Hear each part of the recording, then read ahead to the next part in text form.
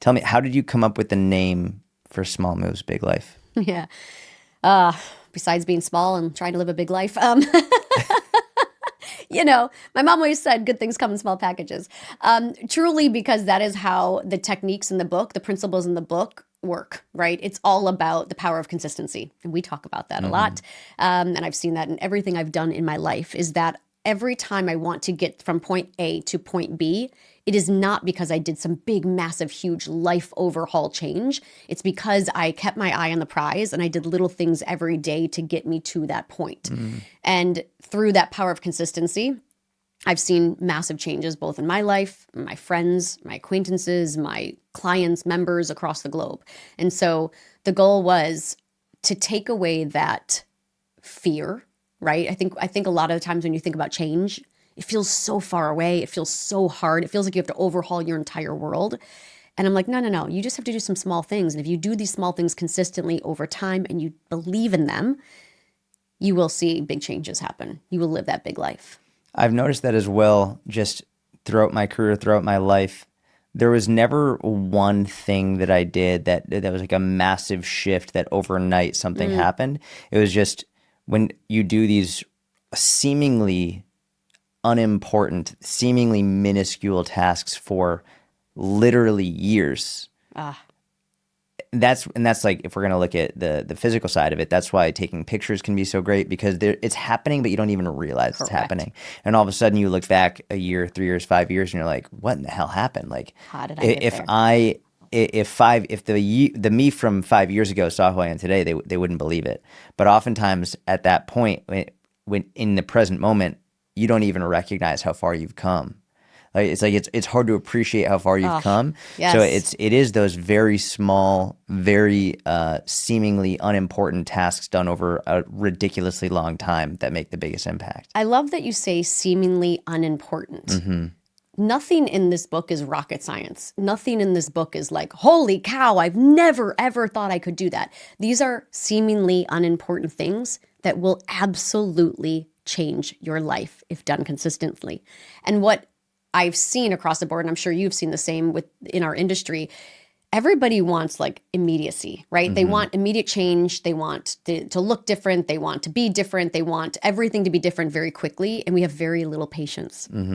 And I'm big, like in my classes, I'm big on the power of mastery, power of repetition, right? Like you don't need a brand new workout every single day of your life. Yes. Back in the day, we did one workout video, one DVD, and we mastered the hell out of it. And we became strong masters of those movements. And we also allowed our bodies to have an opportunity to grow, to evolve, and to gauge where that evolvement came from. And nowadays it's like, okay, I did that one workout, Andrew. What's the next one tomorrow? I'm like, repeat. Do it again. Do it again. Get like you could do better at this it. for a year and have opportunity. There's nothing wrong with variety. I encourage variety. I think it's great. But I also think that we as a society are so quick for new, shiny, and better that we forget there is so much power in repetition. And the goal with Small Moves, Big Life was to power that up, to say like, hey, listen, these are simple things that you can do every single day. They have changed my life. They've changed my life. These little things every day have completely changed my life. They have changed the lives of my dearest friends, my coworkers, members. Trust me, like just lean into the power of this small repetition. Give it a go. And don't expect immediate gratification. Like give yourself a little bit of time. Although you'll feel some things change immediately, you have to zoom out. One of my favorite quotes from Bruce Lee is to the effect of, you practice one kick 10,000 times. You don't practice 10,000 kicks one time each. It's if you want to become a true master at something, you do the exact same movement over and over and over every single day until you get to a point in which you start to master it, and then you continue to. But I think you're right, and I get this all the time with workouts. It's like, wait, so I'm supposed to follow this same workout program for a month, which isn't even that long. You could do it longer. You follow the same program for a month. Every week you try and get better. Yes. And then we can switch. I think the benefit of variety is more so because it can help people keep it fresh. Correct. But motivation. Yeah, exactly. Like, all right, let me try something new. But I think with variety, there are ways to introduce variety without taking away from the basic foundations of what you Absolutely. need. And so variety can be a simple, just a teeny tiny tweak, Yes. just like to satisfy your urge for something new.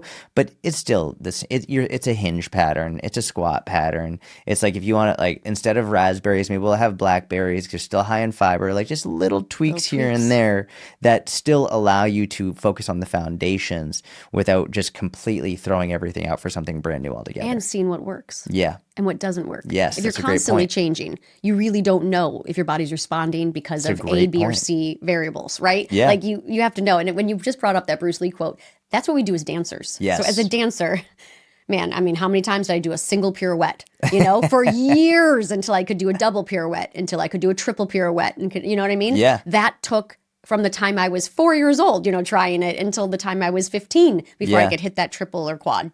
That's how it is. Ice skaters, athletes, everybody, Yeah. right? It's that repetition. And when we see these great athletes and we're like, wow, we know what it took to get there. Not innately, but we see what it took. But yet when we practice things on ourselves, yeah. we don't want to take that same effort. Correct. We want to take that same approach. We expect, unlike professional Olympian athletes, to Yes. just get something change and have an effect right away.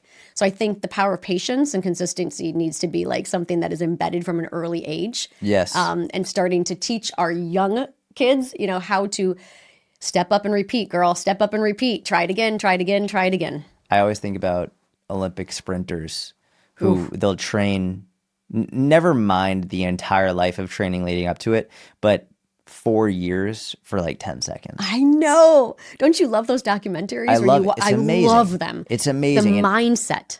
all of the work that they do for 10 seconds. 10 seconds. It's really incredible. And then to look at, never mind the strength and conditioning Mm-hmm. and the mobility work and the all of the stuff that they do. But just the skill of, for example, coming off the blocks. Just the skill of improving that nanosecond. reaction. Just that one little bit. Do you know how many thousands of times they're not even practicing running? They're just practicing coming off the blocks. Correct. And then they're practicing their stride length and their stride frequency. And it's these, we see it, and when we're not involved, we just see the totality of the event and the outcome. But and I know you and I are similar in this, it's like I really like people to feel like an athlete. I feel like I want them to feel like I am not, look at me, I'm not a bodybuilder. Like I'm not like a jacked and shredded dude. I think you are. I want people to feel confident in what their body can do. Absolutely. And in order to move like an athlete and to function like an athlete, I don't mean an Olympic athlete, but for you to become more athletic, we focus on these finer details. We focus on the performance, and you repeat it over and over and over.